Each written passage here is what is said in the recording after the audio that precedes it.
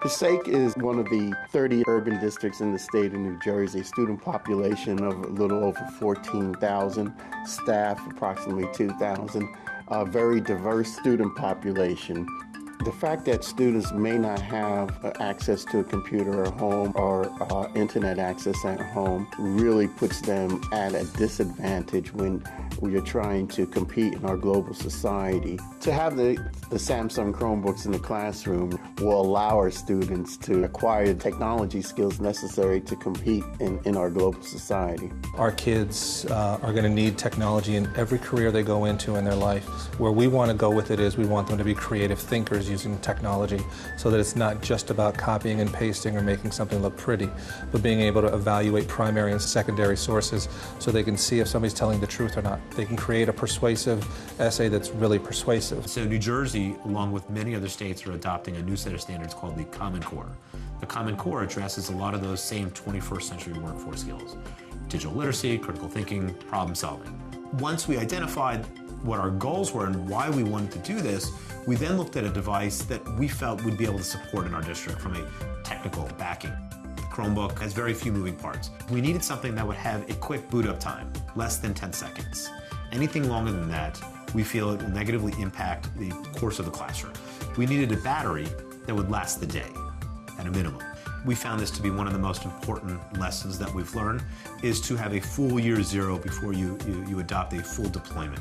It gives an opportunity for our IT team, for our teachers, and for our students to begin to really learn what does a school and what does a classroom look like when you go one-to-one. To roll out the Chromebooks, we initially started working with that core group of pilot teachers.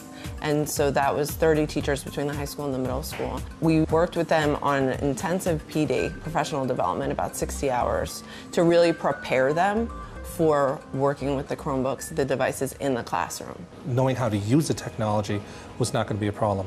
It was finding appropriate uses for the technology that they had to get trained on.